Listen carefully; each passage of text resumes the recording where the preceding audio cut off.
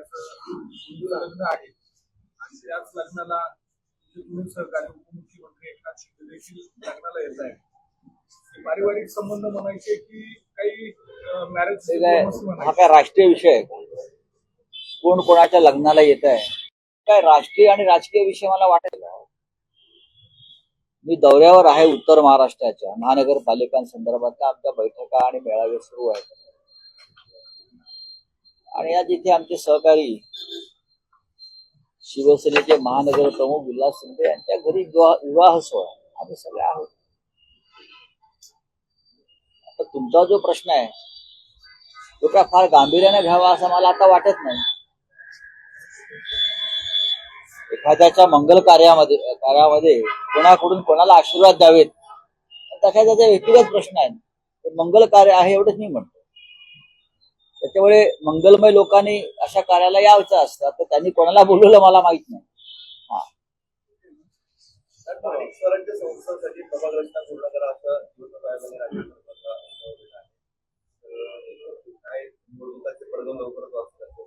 नक्कीच वाचतील. सर्वोच्च न्यायालयानं जी काय मुदत दिलेली आहे सरकारला त्या चौकटीत राहून महाराष्ट्रातल्या 27 महानगरपालिकांची तयारी निवडणुकांची सरकारला करावीच लागेल आणि त्या दृष्टीनं सगळेच कामाला सुद्धा लागेल. 3-3.5 वर्ष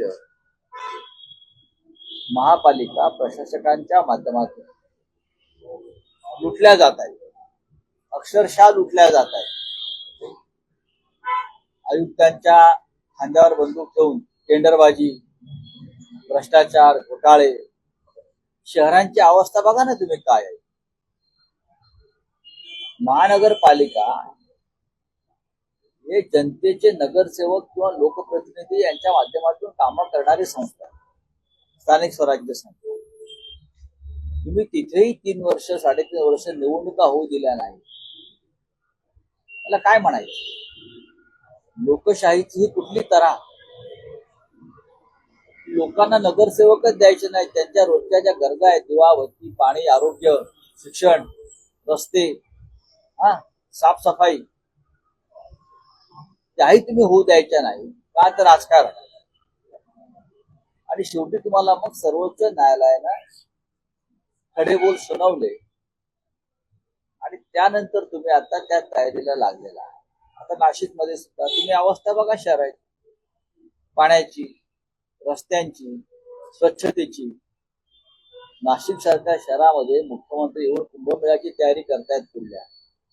पण आज जो काय कचरपट्टी झालेली आहे नाशिकची, खड्डे बघा रस्त्यावर. एका पावसात पाणी कसं तुमच्या रस्त्यावर पहा ना तुम्ही. ते मुख्य दत्तक घेतलेलं शहर आहे ना तुमचं. हे दत्तक घेतलेलं शहर आहे त्याचे तुम्ही अनाथ आश्रम करून टाकला.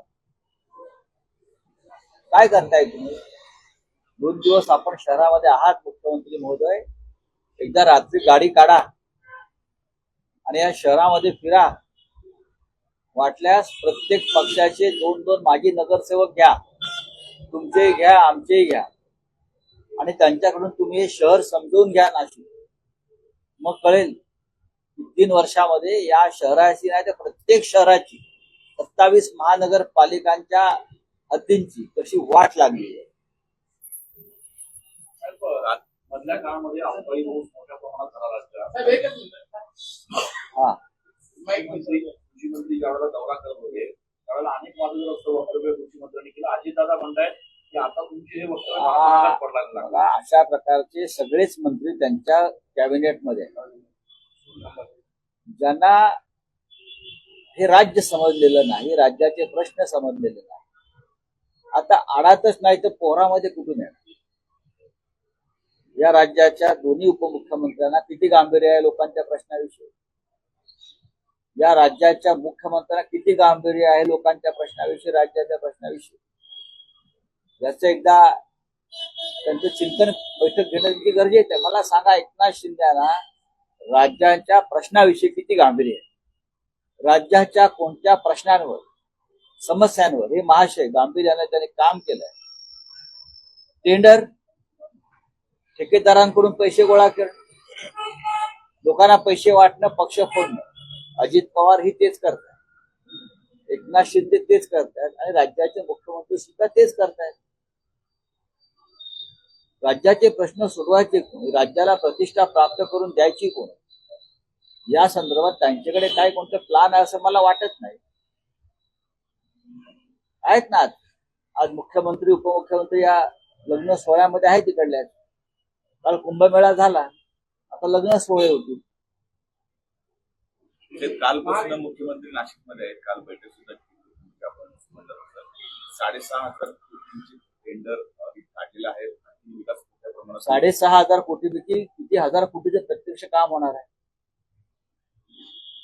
कुंभमेळा, या कुंभमेळ्यात 10,000 ते 15,000 कोटीचा फुरगा होणार.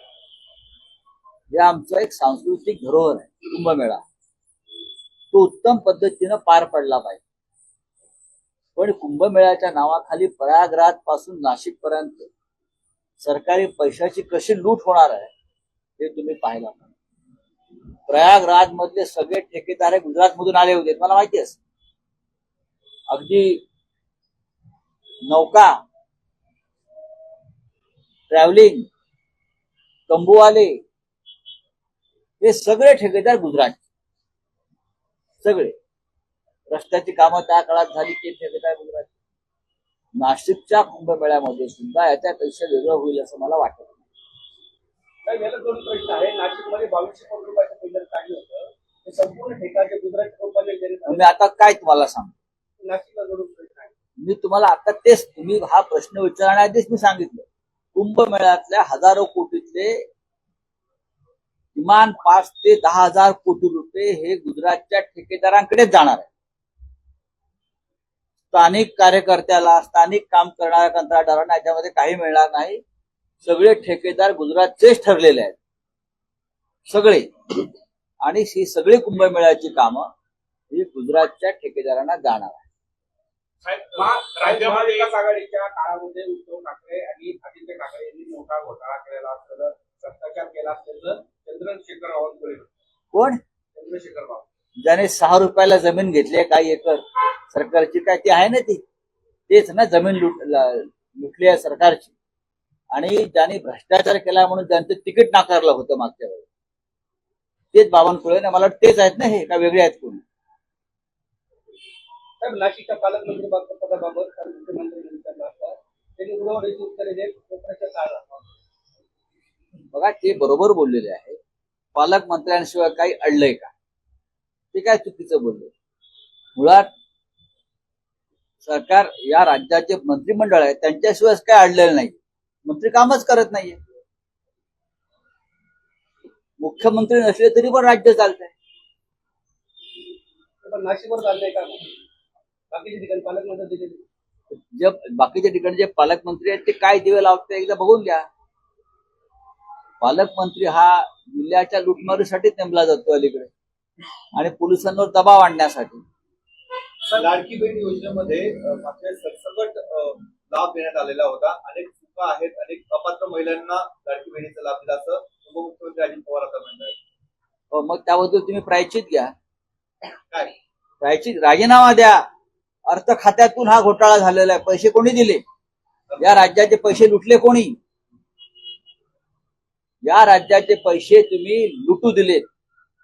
लाडक्या बहिणींनी नाही तर लाडक्या भावांनी नावं बदलून महिलांची, आपली म्हणजे आपली स्वतःची नावं बदलून हा लाभ घेतलेला आहे. हजारो कोटी रुपयांचा, शेकडो कोटी रुपयांचा सरकारी कर्मचाऱ्यांनी हा लाभ घेतला. आणि तुम्ही तो घेऊ दिला, तुम्ही छाननी केली नाही. तुम्हाला माहिती आहे, पण तुम्हाला मतं पाहिजे होती. आणि अर्थ खात्याच्या माध्यमातून ही लूट झाली संपूर्ण. याचं प्रायश्चित कोणी घेतला पाहिजे? हे काय सांगतायत साहेब? रायगडचा मुद्दा आहे, त्या ठिकाणी सुनील तटकरे, महेंद्र सुर्वे यांच्यामध्ये वाद रंगलेला आहे. जरी टीका केली जाते सुनील तटकरे यांनी भ्रष्टाचार केलेला तुमचं आहे. काय म्हणणं आहे याच्यावरती मी मत कसं करावं? त्या पालकमंत्री पदावरनं हा सगळा वाद रंगलेला त्यांचे नेते इथे येणार आहेत ना आज. नेत्यांना विचारा प्रश्न, आम्ही कशा करता बोलायचं? राज्यमंत्र्यांना अजूनही त्यांच्या अधिकाराचं वाटप करण्यात आलं नाही. तुम्हाला काय वाटतं, कॅबिनेट मंत्र्यांना अधिकार आहे? विचारा. राज्यमंत्र्यांना नाही म्हणून तुम्ही प्रश्न विचारताय. या राज्याच्या कॅबिनेट मंत्र्यांना सुद्धा अधिकार नाहीये. मी तिकडे केंद्रात सुद्धा नाही आहे आणि राज्यात सुद्धा नाही. चला, धन्यवाद. मुख्यमंत्री रोजगार योजनेअंतर्गत 5,500 कोटींचा घोटाळा झाला, 5,500. त्याच्यामध्ये शिंदे गटाचे राजेंद्र सोनवणे यांचा समावेश आहे. तर गुन्हा दाखल होऊ नये म्हणून शिंदे गटाकडून पोलिसांवर दबाव आणला जातो. यात नवीन काय?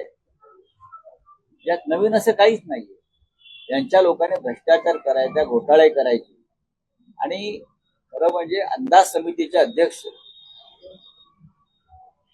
अर्जुन खोतकर त्यांच्या पीएच्या खोलीमध्ये 2 कोटी रुपये सापडले आणि हे 2 कोटी रुपये अंदाज समितीच्या चेअरमनला देण्यासाठी हा नजराणा आणला होता. तिथे कारवाई झाली नाही तर इथे काय होणार? साहेब, जालिंदर सुपेकर यांनी 400हून अधिक शस्त्र परवाने दिलेले आहेत. चला, अमित शहा काल म्हणाले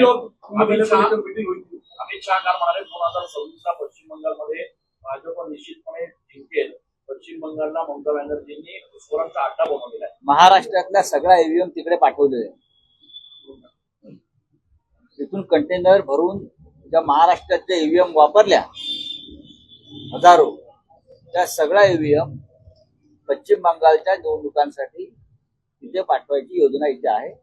त्यासाठी पॅकिंग सुरू आहे. त्याच्यामुळे अमित शहा म्हणतात का तथ्य असू शकेल.